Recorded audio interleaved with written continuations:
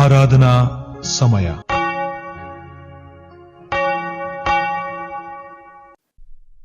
ಪ್ರಾರ್ಥನೆ ಮಾಡೋಣ. ಹಿಂಸೆ, ಸಂಕಷ್ಟ, ನೋವುಗಳು ತುಂಬಿದಂಥ ಈ ಲೋಕದಲ್ಲಿ ನಾನು ನನ್ನ ಶಾಂತಿಯನ್ನು, ಸಮಾಧಾನ ನಿಮಗೆ ಕೊಡುತ್ತೇನೆ ಎಂಬುದಾಗಿ ವಾಗ್ದಾನ ಮಾಡಿ, ನಿಜವಾದ ನಿನ್ನ ಕೃಪೆಯನ್ನು, ಆಶೀರ್ವಾದವನ್ನು ಕೊಟ್ಟಂಥ ಪ್ರೀತಿಯುಳ್ಳಂಥ ದೇವರೇ, ನಿನ್ನ ಅನುಸರಿಸುವವರಲ್ಲಿ ಶಾಂತಿ ಇದೆ ಸ್ವಾಮಿ. ನಿನ್ನ ಮಕ್ಕಳಾಗಿ ಬಾಳುವಂಥವರಲ್ಲಿ ನಿನ್ನ ಕೃಪೆ ಇದೆ, ಸಮಾಧಾನವಿದೆ. ದೇವರೇ, ಈ ಹಿಂಸೆಯ ಲೋಕದಲ್ಲಿ ನಾವು ಜೀವನ ಮಾಡುವಾಗ, ಒಬ್ಬರನ್ನೊಬ್ಬರು ದ್ವೇಷಿಸುವಂಥ, ಅಸೂಹೆ ಪಡುವಂಥ ಲೋಕದಲ್ಲಿ ನಾವು ಜೀವಿಸುವಾಗ ಸ್ವಾಮಿ, ನಿನ್ನ ಶಾಂತಿಯ ಸಂದೇಶವಾಹಕರಾಗಿ ಜೀವಿಸಲು ನಮಗೆ ಕಲಿಸಿಕೊಡು ಸ್ವಾಮಿ. ಹೀಗೆ ಮಾಡಲು ನಿನ್ನ ವಾಕ್ಯಗಳು ಮಾತ್ರ ನಮಗೆ ಆಧಾರ. ಹಾಗಾಗಿ ಈ ವಿಷಯ ಕುರಿತಾಗಿ ನಿನ್ನ ವಾಕ್ಯ ಧ್ಯಾನ ಮಾಡುವಾಗ ನಿನ್ನ ಕೃಪೆ ನಮಗೆ ಸುರಿಸಿ ಕಾದು ಕಾಪಾಡು. ದೇವರೇ, ಎಲ್ಲ ಘೋರ ಪರಿಸ್ಥಿತಿಗಳ ನಡುವೆ ನಿನ್ನ ಮಗಳಾಗಿ, ನಿನ್ನ ಮಗನಾಗಿ, ಶಾಂತಿಯ ಸಾಧನವಾಗಿ ನಿಂತುಕೊಂಡು ನಿನ್ನ ಸೇವೆ ಮಾಡುವಂಥ ಕೃಪೆಯನ್ನು ದಯಪಾಲಿಸಿಕೊಡು. ನಮಗೆ ಬಲವನ್ನು ಕೊಡು. ಯೇಸು ನಾಮದಲ್ಲಿ ಪ್ರಾರ್ಥನೆ ಬೇಡಿದ ತಂದೆಯ ದೇವರೇ, ಆಮೇನ್. ನಮ್ಮ ಈ ಪರಿಶುದ್ಧವಾದ ಆರಾಧನೆಯನ್ನು ಆರಂಭ ಮಾಡುವ ಹಾಗೆ ಆರಂಭದ ಸಂಗೀತವನ್ನು ಹಾಡಿಕೊಳ್ಳೋಣ.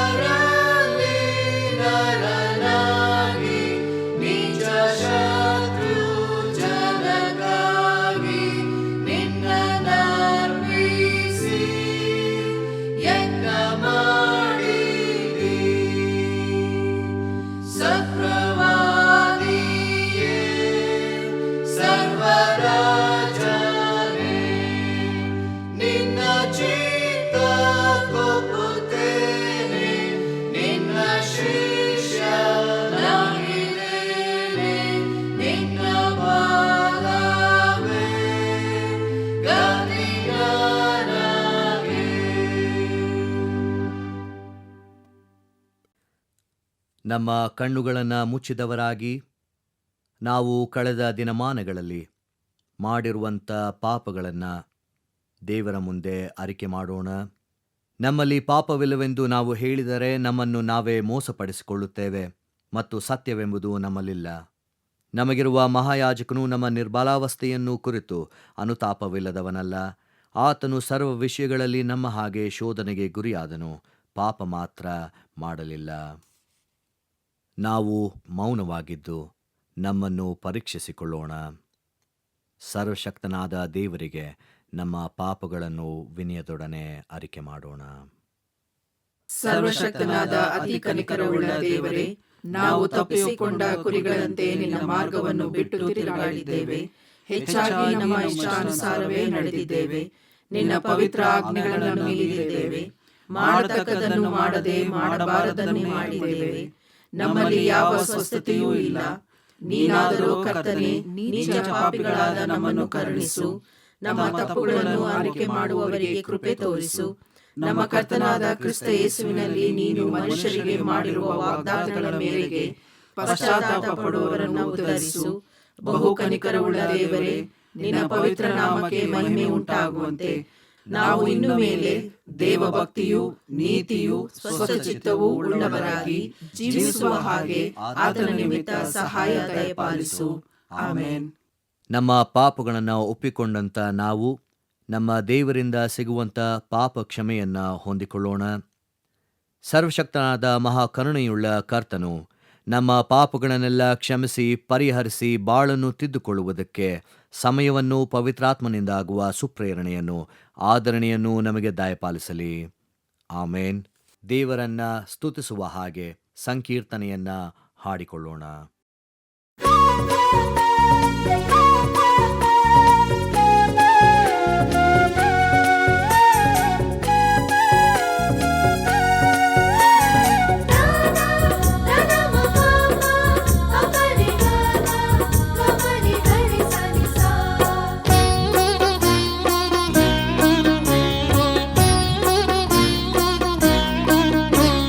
ಮನವೇ ಶಾಂತತೆಯಾಂತಿರು ಎನ್ನ ಜನಕನು ಕಾಯುವನು.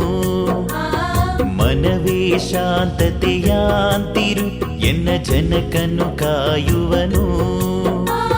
ಮನವೇ ಶಾಂತತೆಯಾಂತಿರು ಎನ್ನ ಜನಕನು ಕಾಯುವನು. ಮನವೇ ಶಾಂತತೆಯಾಂತಿರು ಎನ್ನ ಜನಕನು ಕಾಯುವನು. ಮನವೇ ಶಾಂತತೆಯಾಂತಿರು ಎನ್ನ ಜನಕನು ಕಾಯುವನು.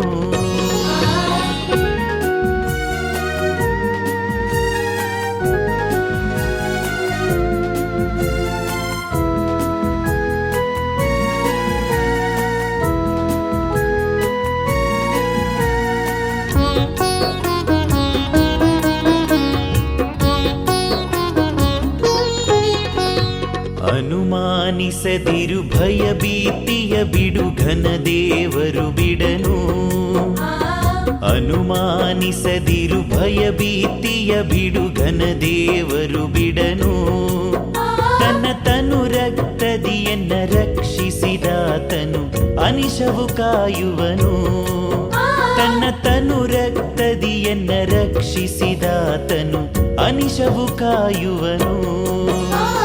ಮನವೇ ಶಾಂತತೆಯಾಂತಿರು ಎನ್ನ ಜನಕನು ಕಾಯುವನು.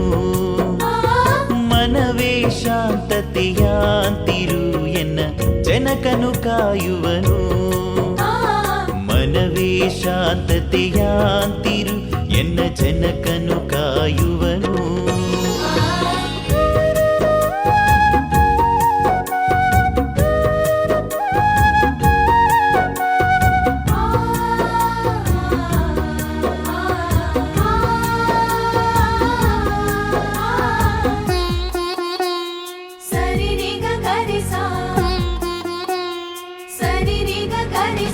ಘೋಷಿಪ ಜಲಗಳ ನಡುವೆನ ಪೋಗಲು ಆಸರೆಯಾಗಿಹನು. ಘೋಷಿಪ ಜಲಗಳ ನಡುವೆನ ಪೋಗಲು ಆಸರೆಯಾಗಿಹನು. ಅವು ದಾಸನ ಮುಳುಗಿಸಲಾರವು ದೇವರು ವಾಸಿಸುವನು ಅಲ್ಲಿಯೂ. ಅವು ದಾಸನ ಮುಳುಗಿಸಲಾರವು ದೇವರು ವಾಸಿಸುವನು ಅಲ್ಲಿಯೂ. ಮನವೇ ಶಾಂತತೆಯಾಂತಿರು ಎನ್ನ ಜನಕನು ಕಾಯುವನು. ಮನವೇ ಶಾಂತತೆಯಾಂತಿರು ಎನ್ನ ಜನಕನು ಕಾಯುವನು. ಮನವೇ ಶಾಂತತೆಯಾಂತಿರು ಎನ್ನ ಜನಕನು ಕಾಯುವನು.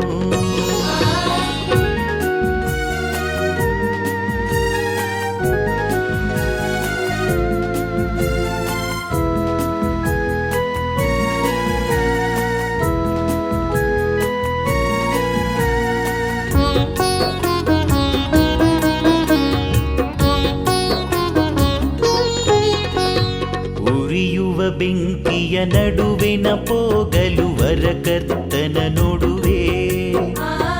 ಉರಿಯುವ ಬೆಂಕಿಯ ನಡುವಿನ ಪೋಗಲು ವರಕರ್ತನ ನೋಡುವೆ.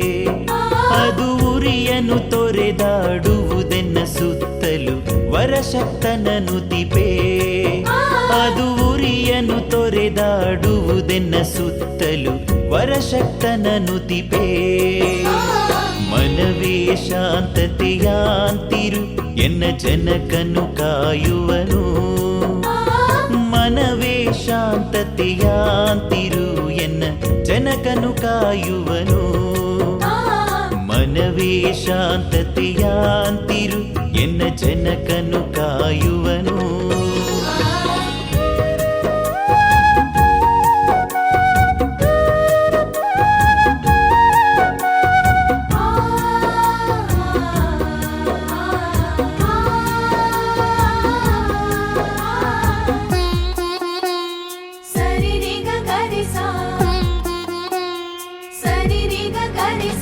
ಭೀಕರ ಶೋಧನೆಗಳು ಮುತ್ತಿರಲೆನ್ನ ಓ ಕರ್ತನೆ ರಕ್ಷಿಸು. ಭೀಕರ ಶೋಧನೆಗಳು ಮುತ್ತಿರಲೆನ್ನ ಓ ಕರ್ತನೆ ರಕ್ಷಿಸು. ನಿನ್ನ ಶ್ರೀಕರ ಕರಗಳಿಂದ ವರಿಸೆನ್ನನು ನೀ ಕರುಣಿಸಿ ಸಲಹು. ನಿನ್ನ ಶ್ರೀಕರ ಕರಗಳಿಂದ ವರಿಸೆನ್ನನು ನೀ ಕರುಣಿಸಿ ಸಲಹು. ಮನವೇ ಶಾಂತತೆಯಾಂತಿರು ಎನ್ನ ಜನಕನು ಕಾಯುವನು. ಮನವೇ ಶಾಂತತೆಯಾಂತಿರು ಎನ್ನ ಜನಕನು ಕಾಯುವನು. ಮನವೇ ಶಾಂತತೆಯಾಂತಿರು ಎನ್ನ ಜನಕನು ಕಾಯುವನು. ಕರ್ತನಲ್ಲಿ ಪ್ರೀತಿಯ ದೇವಜನರೇ, ಎಲ್ಲರಿಗೂ ಮುಂಜಾನೆಯ ಶುಭ ವಂದನೆಗಳನ್ನು ಸಲ್ಲಿಸ್ತೇನೆ. ದೇವರ ಮಹಾಕೃಪೆಯಿಂದ ನಾವು ಮತ್ತಾಯನ ಸುವಾರ್ತೆ 5ನೇ ಅಧ್ಯಾಯದ 38ರಿಂದ 48 ವಚನಗಳಲ್ಲಿ ಧ್ಯಾನ ಮಾಡಲಿಕ್ಕಿದ್ದೇವೆ. ನಮಗೆಲ್ಲರಿಗೆ ತಿಳಿದಿರುವ ಹಾಗೆ ಮತ್ತಾಯನ ಸುವಾರ್ತೆ 5, 6 ಹಾಗೂ 7ನೇ ಅಧ್ಯಾಯಗಳು ಯೇಸುಸ್ವಾಮಿ ಪರ್ವತದ ಮೇಲೆ ಮಾಡಿದಂಥ ಸುಂದರವಾದಂಥ ಪ್ರಸಂಗ, ನುಡಿಮುತ್ತುಗಳು ಎಂಬುದಾಗಿ ಕರೆಯಲ್ಪಡುವುದನ್ನು ನಾವು ಗಮನಿಸ್ತೇವೆ. ಯಾಕೆಂದರೆ ಇಲ್ಲಿ ಯೇಸುಸ್ವಾಮಿ ತಿಳಿಸಿದಂಥ ಮಾತುಗಳು ಅದು ಎಲ್ಲ ಜಾತಿ ವರ್ಗ ಪಂಗಡದವರಿಗೂ ಸಹ ಅರ್ಥ ಮಾಡಿಕೊಳ್ಳಬಹುದಂಥ ವಿಷಯವಾಗಿದೆ. ಅದನ್ನು ಅನ್ವಯಿಸಿಕೊಳ್ಳುವಾಗ ಸುಂದರವಾದಂಥ ಜೀವನ ರೂಪಿತಗೊಳ್ಳುವುದಕ್ಕೆ ಎಷ್ಟೋ ಸಹಾಯ ಮಾಡ್ತದೆ. ಹಾಗಾಗಿ ಇದು ಸರ್ವಕಾಲಕ್ಕೂ ಸಹ ಅತಿ ಶ್ರೇಷ್ಠವಾದಂಥ ಸುಂದರವಾದಂಥ ಮೌಲ್ಯಭರಿತವಾದಂಥ ಯೇಸುವಿನ ಮಾತುಗಳು ಎಂಬುದಾಗಿ ಕರೆಯಲ್ಪಡ್ತದೆ. ಕರ್ತನಲ್ಲಿ ಪ್ರೀತಿಯುಳ್ಳ ದೇವಜನರೇ, ಇದು ಕೇಳಲು ಎಷ್ಟು ಇಂಪಾಗಿದೆ, ಓದಲು ಸಹ ಬಹಳ ಅರ್ಥಗರ್ಭಿತವಾಗಿದೆ ಎಂಬುದಾಗಿ ನಮಗೆ ಕಂಡು ಬಂದರೂ ಪ್ರಾಯೋಗಿಕ ಜೀವನದಲ್ಲಿ ಇದನ್ನು ಅನುಸರಿಸಲು ಅತಿ ಕಷ್ಟ ಸಾಧ್ಯ ಬೋಧನೆಗಳು ಎಂಬುದಾಗಿ ತಿಳ್ಕೊಳ್ಬೇಕು. ಕೇಳುವಷ್ಟು ನಡೆದುಕೊಳ್ಳುವಾಗ ಅದರಲ್ಲಿ ಕಷ್ಟವಿದೆ, ಆದರೆ ಸಾಧ್ಯವಿಲ್ಲ ಎಂಬುದಾಗಲ್ಲ, ಬದಲಾಗಿ ದೇವರು ನಮಗೆ ಸಹಾಯ ಮಾಡ್ತಾನೆ. ಪ್ರಸ್ತುತ ಸಮಾಜದಲ್ಲಿ ಇರುವಂಥ ಕ್ರೌರ್ಯತೆ, ಘೋರತೆ, ಹಿಂಸೆಗೆ ಯೇಸುವಿನ ಈ ಪರಿಚಯದ ಮಾತುಗಳು ಬೆಲೆ ಕಟ್ಟಲಾಗದಂಥ ಔಷಧವಾಗಿದೆ ಎಂಬುದಾಗಿ ನಾವು ಹೇಳಬಹುದು. ನಮ್ಮ ಈ ದಿನ ಪರಿಚಯದ ಶೀರ್ಷಿಕೆ ಹಿಂಸೆಯ ಸಂದರ್ಭದಲ್ಲಿ ಶಾಂತಿ ಎಂಬುದಾಗಿ. ಈ ಮಾತಿಗೆ ನಾವು ಬೆಲೆ ತೆರಬೇಕಾದರೆ ಮತ್ತಾಯನ ಸುವಾರ್ತೆಯಲ್ಲಿ ಬರುವಂಥ ಎಲ್ಲ ವಚನಗಳು, ವಿಶೇಷವಾಗಿ 5ನೇ ಅಧ್ಯಾಯದ 38ರಿಂದ 48 ವಚನಗಳಲ್ಲಿ ಬರುವಂಥ ಈ ವಿಷಯಗಳು ಬಹಳ ಪ್ರಸ್ತುತ ಎಂಬುದಾಗಿ ನಾವು ತಿಳ್ಕೊಳ್ಬೋದು. ಯೇಸುಸ್ವಾಮಿ ಶಾಂತಿಗೆ ಮೂಲ. ಯೇಸುಸ್ವಾಮಿ ಪ್ರೀತಿ ಸ್ವರೂಪನು. ಯೇಸುವು ಕ್ಷಮಿಸುವಂಥ ದೇವರು. ಯೇಸುವು ಎಲ್ಲರನ್ನ ಸೇರಿಸಿಕೊಳ್ಳುವಂಥ ದೇವರು. ಹಾಗಾಗಿ ಆತನು ಈ ವಾಕ್ಯಗಳ ಮೂಲಕವಾಗಿ ನಮಗೂ ಸಹ ಅನೇಕ ಕರೆಗಳನ್ನು, ಪಂಥಾಹ್ವಾನವನ್ನು ಆತನು ಕೊಡ್ತಾ ಇದ್ದಾನೆ. ಮತ್ತಾಯನ ಸುವಾರ್ತೆ 5ನೇ ಅಧ್ಯಾಯದ 9ನೇ ವಚನ ಗಮನಿಸಬೇಕಾದ್ರೆ ಅಲ್ಲಿ ಹೇಳುವಂಥ ಮಾತು, ಸಮಾಧಾನ ಪಡಿಸುವವರು ಧನ್ಯರು, ಅವರು ದೇವರ ಮಕ್ಕಳು ಎನಿಸಿಕೊಳ್ಳುವರು. ಹಾಗಿದ್ರೆ ನಿಜವಾಗಿ ನಾವು ದೇವರ ಮಕ್ಕಳ? ಅಂದರೆ ನಾವು ಒಬ್ಬರನ್ನೊಬ್ಬರು ಸಮಾಧಾನ ಪಡಿಸುವವರಾಗಿದ್ದೇವಾ?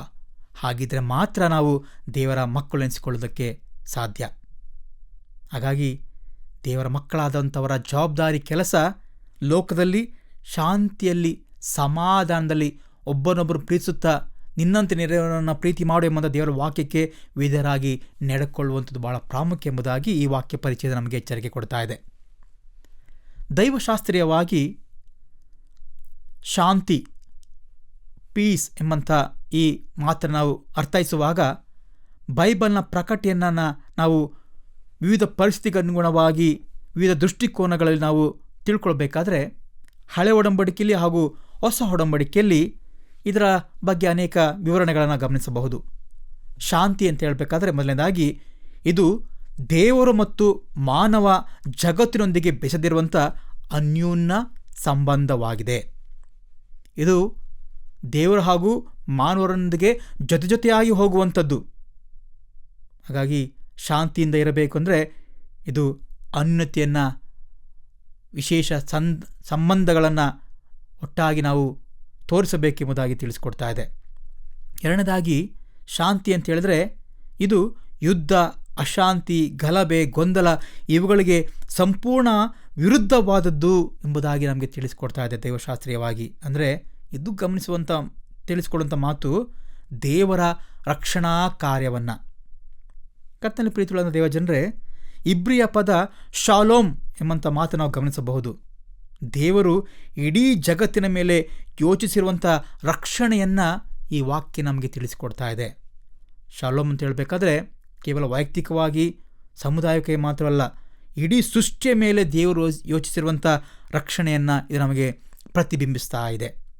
ಹಾಗಾಗಿ ನಮ್ಮ ವಾಕ್ಯ ಪರಿಚಯದ ಹಿನ್ನೆಲೆಯಲ್ಲಿ ಹಿಂಸೆಯ ಸಂದರ್ಭದಲ್ಲಿ ಶಾಂತಿ ಎಂಬುವಂಥ ಮಾತನ್ನು ನಾವು ಗಮನಿಸೋದೇ ಆದರೆ, ನಾನು ದೇವರನ್ನ ಪ್ರೀತಿಸ್ತೇನೆ ಎಂದು ಹೇಳಿ ನೆರೆಯವರೊಂದಿಗೂ ಸಹ ಅನ್ಯೋನ್ಯವಾಗಿ ಇರಬೇಕು ಎಂಬಂಥ ಕರೆಯನ್ನು ಈ ವಾಕ್ಯ ಪರಿಚಯ ನಮಗೆ ತಿಳಿಸಿಕೊಡ್ತಾ ಇದೆ. ವಚನವನ್ನು ಗಮನಿಸಬೇಕಾದ್ರೆ 39ನೇ ವಚನ, ಕೆಡುಕನನ್ನು ಎದುರಿಸಬೇಡ, ಒಬ್ಬನು ನಿನ್ನ ಬಲಗೆನ್ನೆಯ ಮೇಲೆ ಹೊಡೆದರೆ ಅವನಿಗೆ ಮತ್ತೊಂದು ಕೆನ್ನೆಯನ್ನು ಒಡ್ಡು, ನಿನ್ನ ಸಂಗಡ ವ್ಯಾಜ್ಯವಾಡಿ ನಿನ್ನ ಒಳಂಗಿನ ತಕ್ಕೊಂಡುಕೊಳ್ಳುವವರಿಗೆ ಮೇಲಂಗಿಯನ್ನು ಬಿಡು. ಒಬ್ಬನು 1 ಮೈಲು ದೂರ ಬಾ ಎಂದು ನಿನ್ನ ಬಿಟ್ಟೇ ಹಿಡಿದರೆ ಅವನ ಸಂಗಡ 2 ಮೈಲು ಹೋಗು. ನಿನ್ನ ಬೇಡುವವನಿಗೆ ಕೊಡು, ನಿನ್ನಲ್ಲಿ ಕಡ ಈಸಿಕೊಳ್ಳಬೇಕೆಂದು ಬಂದವನಿಗೆ ಮುಖ ತಿರುಗಿಸಿಕೊಳ್ಳಬೇಡ. ಈ ಮಾತು ನೆರೆಯವನನ್ನು ಪ್ರೀತಿ ಮಾಡಬೇಕು. ಅವನನ್ನು ಹೊಡೆದಾಗಲೂ ಸಹ, ನಿನ್ನನ್ನು ಹಿಂಸಪಡಿಸಿದಾಗಲೂ, ನಿನ್ನ ಮೇಲೆ ತಪ್ಪು ಹೊರಿಸಿದಾಗಲೂ ಸಹ ನೀನು ಅವನಿಗೆ ವಿರುದ್ಧವಾಗಿ ಕಾರ್ಯ ಮಾಡದೆ ಅವನ ಪ್ರೀತಿಸಬೇಕು ಎಂಬುದಾಗಿ ಈ ವಾಕ್ಯ ಹೇಳ್ತಾ ಇದೆ.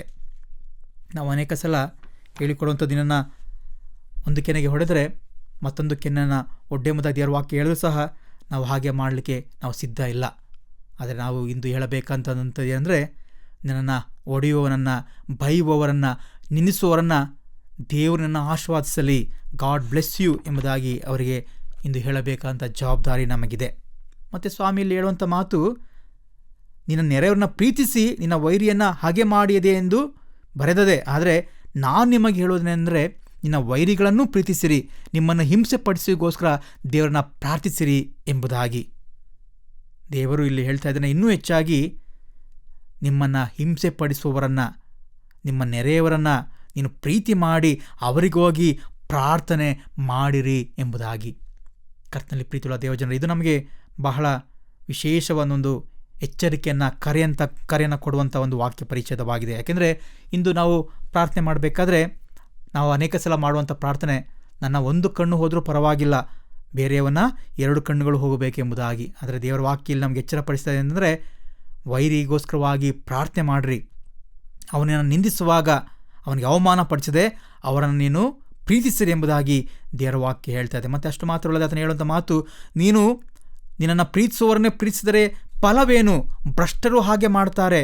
ಆದರೆ ನೀವು ಆಗಲೇ ನಾನು ಹೇಳಿದಂತೆ ದೇವರ ಮಕ್ಕಳು ಎಂಬುದಾಗಿ ಕರೆಯಲ್ಪಟ್ಟಂಥವರು, ದೇವರ ಸಮಾಧಾನವನ್ನು ಈ ಲೋಕಕ್ಕೆ ಸಾರುವುದಕ್ಕೋಸ್ಕರವಾಗಿ ಎಬ್ಬಿಸಲ್ಪಟ್ಟಂಥವರು, ಆರಿಸಲ್ಪಟ್ಟಂಥವರು. ಹಾಗಾಗಿ ನೀವು ಎಲ್ಲರನ್ನ, ನಿಮ್ಮನ್ನು ಹಿಂಸೆ ಪಡಿಸುವಂಥವ್ರು, ನಿಮ್ಮನ್ನು ಹಾಗೆ ಮಾಡುವವರನ್ನು ಸಹ ಪ್ರೀತಿಸಬೇಕು ಎಂಬುದಾಗಿ ಕರೆ ಕೊಡ್ತಾ ಇದೆ. ಕರ್ತನಲ್ಲಿ ಪ್ರೀತಿಯುಳ್ಳಂಥ ದೇವಜನರೇ, ನಾವು ವೈಯಕ್ತಿಕ ಜೀವನದಲ್ಲಿ ಸಹ ಶಾಂತಿಯಿಂದ ಇರಬೇಕು. ಅಷ್ಟು ಮಾತ್ರವಲ್ಲದೆ ಸಮುದಾಯಕವಾಗಿ ಸಹ ನಾವು ಶಾಂತಿಯನ್ನು ಕಾದುಕೊಂಡಿರಬೇಕು. ಇದು ನಮಗೆ ನಮ್ಮ ಕ್ರೈಸ್ತಿಯ ಜೀವನಕ್ಕೆ ಸ್ವಾಮಿ ಕೊಡ್ತಿರುವಂಥ ಒಂದು ವಿಶೇಷವಾದಂಥ ಕರೆಯಾಗಿದೆ. ನಾವು ಹಿಂಸೆಯ ಸಂದರ್ಭದಲ್ಲೂ ಶಾಂತಿಯಿಂದಿರುವಾಗ ಪರಲೋಕದಲ್ಲಿ ದೇವರ ಮುಂದೆ ನೀವು ದೋಷವಿಲ್ಲದವರಾಗಿರುವಿರಿ ಎಂಬುದಾಗಿ ವಾಕ್ಯ ನಮಗೆ ಎಚ್ಚರಿಕೆಯನ್ನು ಕೊಡ್ತಾ ಇದೆ.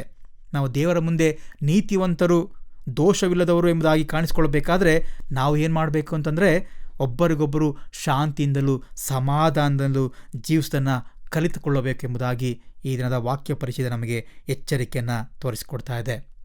ಕರ್ತನಲ್ಲಿ ಪ್ರೀತಿಯುಳ್ಳ ದೇವಜನರೇ, ಇದಕ್ಕೆ ಈ ಶಾಂತಿಗೆ, ಪ್ರೀತಿಗೆ, ಕ್ಷಮಾಪಣೆಗೆ, ಸಮಾಧಾನಕ್ಕೆ ಮೂಲನೂ ನಮ್ಮ ಕರ್ತನಂತ ಯೇಸು ಸ್ವಾಮಿ ಆಗಿದ್ದಾನೆ. ಆತ ನಮಗೆ ಮಾದರಿಯಾಗಿದ್ದಾನೆ. ಯಾಕೆಂದರೆ ಆತನು ಶಿಲುಬೆಯ ಮರಣದ ಸಂದರ್ಭದಲ್ಲೂ ಸಹ ಹೇಳಂಥ ಮಾತುಗಳು ನಾವು ನೆನಪಿಗೆ ತಂದುಕೊಳ್ಳಬಹುದು. ಏನಂದರೆ, ತಂದೆ ಅವ್ರನ್ನ ಕ್ಷಮಿಸು, ಅವ್ರು ಏನು ಮಾಡ್ತಾರೆ ಎಂಬುದಾಗಿ ಅವರು ಅರಿಯರು. ಹಾಗಾಗಿ ನಾವು ಒಬ್ಬರನ್ನೊಬ್ಬರನ್ನ ಆದಷ್ಟು ಕ್ಷಮಿಸೋಣ, ಪ್ರೀತಿಸೋಣ, ದೇವರ ಮುಂದೆ ಅವರಿಗೋಸ್ಕರವಾಗಿ ಪ್ರಾರ್ಥನೆ ಮಾಡೋಣ.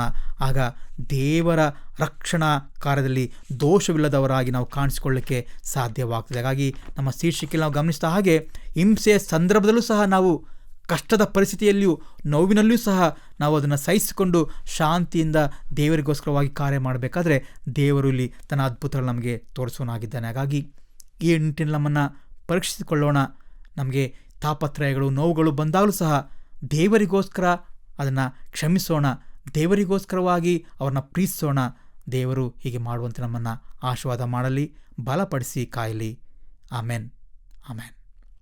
ದೇವರ ವಾಕ್ಯ ಸಂದೇಶವನ್ನು ಕೇಳಿದಂಥ ನಾವು ನಮ್ಮ ನಂಬಿಕೆಯನ್ನು ದೃಢಪಡಿಸಿಕೊಳ್ಳುವ ಹಾಗೆ ಅಪೋಸ್ತಲರ ವಿಶ್ವಾಸ ಸೂತ್ರವನ್ನು ಏಕ ಮನಸ್ಸಿನಿಂದ ಒಟ್ಟಾಗಿ ಅರಿಕೆ ಮಾಡೋಣ. ಪರಲೋಕ ಭೂಲೋಕಗಳನ್ನು ಸೃಷ್ಟಿಸಿದ ಸರ್ವಶಕ್ತನಾಗಿರುವ ತಂದೆಯಾದ ದೇವರನ್ನು ನಂಬುತ್ತೇನೆ. ಆತನ ಏಕ ಕುಮಾರನಾಗಿರುವ ನಮ್ಮ ಪ್ರಭುವಾದ ಯೇಸು ಕ್ರಿಸ್ತನನ್ನು ನಂಬುತ್ತೇನೆ. ಈತನು ಪರಿಶುದ್ಧಾತ್ಮನಿಂದ ಕನ್ಯಾ ಮರಿಯಳ ಗರ್ಭದಲ್ಲಿ ಧರಿಸಲ್ಪಟ್ಟು ಆಕೆಯಲ್ಲಿ ಹುಟ್ಟಿ ಪೊಂತಿ ಪಿಲಾತನ ಆಧಿಪತ್ಯದಲ್ಲಿ ಶ್ರಮೆ ಹೊಂದಿ ಶಿಲುಬೆಗೆ ಜಡೆಯಲ್ಪಟ್ಟು ಸತ್ತು ಹೂಣಲ್ಪಟ್ಟು ಪಾತಾಳಕ್ಕೆ ಇಳಿದು ಮೂರನೇ ದಿವಸದಲ್ಲಿ ಸತ್ತವರೊಳಗಿಂದ ಎದ್ದು ಪರಲೋಕಕ್ಕೆ ಏರಿ ಹೋಗಿ ಸರ್ವಶಕ್ತನಾಗಿರುವ ತಂದೆಯಾದ ದೇವರ ಬಲಪಾರ್ಶ್ವದಲ್ಲಿ ಕುಳಿತುಕೊಂಡು ಇರುತ್ತಾನೆ. ಈತನು ಅಲ್ಲಿಂದ ಬಂದು ಬದುಕಿರುವವರಿಗೂ ಸತ್ತವರಿಗೂ ನ್ಯಾಯ ವಿಧಿಸುವನು ಎಂಬುದನ್ನು ನಂಬುತ್ತೇನೆ. ನಾನು ಪರಿಶುದ್ಧಾತ್ಮನನ್ನು ನಂಬುತ್ತೇನೆ. ಒಂದೇ ಪರಿಶುದ್ಧ ಕ್ರೈಸ್ತ ಸಭೆಯು, ಭಕ್ತರ ಅನ್ಯೋನ್ಯತೆಯು, ಪಾಪದ ಪರಿಹಾರವು, ದೇಹದ ಪುನರುತ್ಥಾನವು, ನಿತ್ಯ ಜೀವವು ಉಂಟೆಂಬುದನ್ನು ನಂಬುತ್ತೇನೆ. ಆಮೆನ್. ನಮ್ಮ ಆರಾಧನೆಯನ್ನ ಅಂತ್ಯಗೊಳಿಸುವ ಹಾಗೆ ಕಡೆಯ ಸಂಗೀತವನ್ನ ಹಾಡಿಕೊಳ್ಳೋಣ.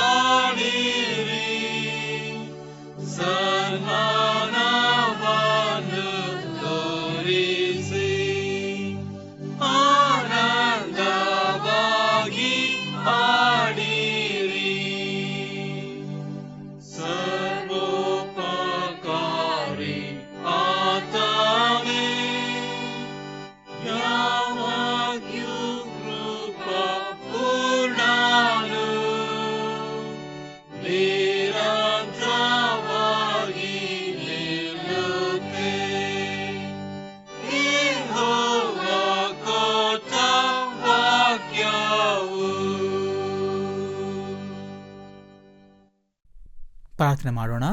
ಪ್ರೀತಿಯುಳ್ಳಂಥ ದೇವರೇ, ನಿನ್ನ ವಾಕ್ಯಗಳು ನಮಗೆ ದೀಪವು ಮಾರ್ಗಕ್ಕೆ ಬೆಳಕು ಆಗಿದೆ ಸ್ವಾಮಿ. ದೇವರೇ, ಈ ವಾಕ್ಯವನ್ನು ಅನುಸರಿಸುವಾಗ ನಮ್ಮ ಇನ್ನಷ್ಟು ಕಾರ್ಯ ನಡೆಯಲಿ. ಮುಖ್ಯವಾಗಿ ಈ ಅಹಿಂಸೆಯ ದುಷ್ಟ ಲೋಕದಲ್ಲಿ ಜೀವಿಸುವಾಗ ನಿನ್ನ ವಾಕ್ಯಗಳನ್ನು ನಾವು ಬೆಳಕಿನೋಪಾದಿಯಲ್ಲಿ, ಪಂಜಿನೋಪಾದಿಯಲ್ಲಿ ಹಿಡ್ಕೊಂಡು ಮುಂದೆ ಸಾಗುವಂಥ ಕೃಪೆ ನಮಗೆ ದಯಪಾಲಿಸ್ಕರ್ತೇನೆ. ಲೋಕದವನ್ನು ಎದುರಿಸುವಾಗ ಸ್ವಾಮಿ, ನಿನ್ನ ಶಾಂತಿ ಸಮಾಧಾನವನ್ನು ನಾವು ಪಡ್ಕೊಂಡವರಾಗಿ ಜೀವಿಸಲು ನಮಗೆ ಕೃಪೆ ಮಾಡು. ಕೇಳಿದಂಥ ವಾಕ್ಯಗಳ ಅನ್ವಯದಲ್ಲಿ ಕರ್ತನೆ, ನಾವು ನಮ್ಮನ್ನು ನಿಮಗೆ ತಗ್ಗಿಸಿಕೊಂಡು ಏನೇ ಕಷ್ಟಗಳು ಬಂದರೂ ಏನೇ ಹಿಂಸೆಗಳು ಬಂದರೂ ಸಹ ನಾವು ಶಾಂತಿಯಿಂದಲೂ ಸಮಾಧಾನದಲ್ಲೂ ನಿನ್ನ ಮಕ್ಕಳಾಗಿ ಜೀವಿಸಲು ನಮಗೆ ಕಲಿಸಿಕೊಡು ಸ್ವಾಮಿ. ಸಮಾಧಾನ ಪಡಿಸುವವರು ಧನ್ಯರು, ಅವರು ದೇವರ ಮಕ್ಕಳು ಎನ್ನಿಸಿಕೊಳ್ಳುವಂತೆಂಬಂಥ ನಿನ್ನ ವಾಕ್ಯಕ್ಕೆ ವಿಧೇಯರಾಗಿ ಜೀವಿಸಲು ನಮ್ಮನ್ನು ಆಶೀರ್ವಾದ ಮಾಡು. ಈ ವಾಕ್ಯವು ನಮ್ಮನ್ನು ಹೀಗೆ ಬಲಪಡಿಸಲಿ. ಯೇಸು ನಾಮದಲ್ಲಿ ಪ್ರಾರ್ಥನೆಯನ್ನು ಬೇಡಿದಂತ ತಂದೆಯ ದೇವರೇ, ಆಮೇನ್. ಕರ್ತನು ತಾನೇ ಕಲಿಸಿಕೊಟ್ಟ ಪ್ರಾರ್ಥನೆಯನ್ನ ನಾವು ಏಕ ಮನಸ್ಸಿನಿಂದ ಅರಿಕೆ ಮಾಡೋಣ. ಪರಲೋಕದಲ್ಲಿರುವ ನಮ್ಮ ತಂದೆಯೇ, ನಿನ್ನ ನಾಮವು ಪರಿಶುದ್ಧವೆಂದು ಎಣಿಸಲ್ಪಡಲಿ. ನಿನ್ನ ರಾಜ್ಯವು ಬರಲಿ. ನಿನ್ನ ಚಿತ್ತವು ಪರಲೋಕದಲ್ಲಿ ನೆರವೇರುವ ಪ್ರಕಾರ ಭೂಲೋಕದಲ್ಲಿಯೂ ನೆರವೇರಲಿ. ನಮ್ಮ ಅನುದಿನದ ಆಹಾರವನ್ನು ಈ ಹೊತ್ತು ದಯಪಾಲಿಸು. ನಮಗೆ ತಪ್ಪು ಮಾಡಿದವರನ್ನು ನಾವು ಕ್ಷಮಿಸಿದಂತೆ ನಮ್ಮ ತಪ್ಪುಗಳನ್ನು ಕ್ಷಮಿಸು. ನಮ್ಮನ್ನು ಶೋಧನೆಯೊಳಗೆ ಸೇರಿಸದೆ ಕೇಡಿನಿಂದ ನಮ್ಮನ್ನು ತಪ್ಪಿಸು. ರಾಜ್ಯವು ಬಲವು ಮಹಿಮೆಯು ಸದಾಕಾಲ ನಿನ್ನವೇ. ಆಮೇನ್. ದೇವರ ಆಶೀರ್ವಾದವನ್ನು ಹೊಂದಿಕೊಳ್ಳೋಣ. ಲೋಕದಲ್ಲಿ ಶಾಂತಿಯನ್ನು ಸಮಾಧಾನವನ್ನು ಬಯಸಿ ತನ್ನ ಒಬ್ಬನೇ ಮಗನನ್ನು ನಮಗೋಸ್ಕರ ಕಳಿಸಿಕೊಟ್ಟಂಥ ತಂದೆಯಾದ ದೇವರ ಪ್ರೀತಿಯು, ನಮಗೆ ತಪ್ಪು ಮಾಡಿದವರನ್ನು ಸಹ ಕ್ಷಮಿಸಿ ಅವರನ್ನ ಪ್ರೀತಿಸಿ ಸಲಹುವಂಥ ಯೇಸುವಿನ ಕೃಪೆಯು, ಹೀಗೆ ನಾವು ಸಹ ಜೀವಿಸಲು ನಮ್ಮನ್ನು ಕರೆಕೊಟ್ಟು ಅಹಿಂಸೆಯ ಸಂದರ್ಭದಲ್ಲಿ ಸಮಾಧಾನದಲ್ಲಿ ಜೀವಿಸೋದಕ್ಕೆ ಕರೆ ಕೊಡುವಂಥ ಪವಿತ್ರಾತ್ಮನ ಅನ್ಯೋನ್ಯತೆ ಸಹವಾಸವು ನಮ್ಮನ್ನು ಕ್ರಿಸ್ತನ ಶಾಂತಿ ಸಮಾಧಾನದಲ್ಲಿ ಬಲಪಡಿಸಿ ಕಾಯಲಿ. ಆಮೇನ್.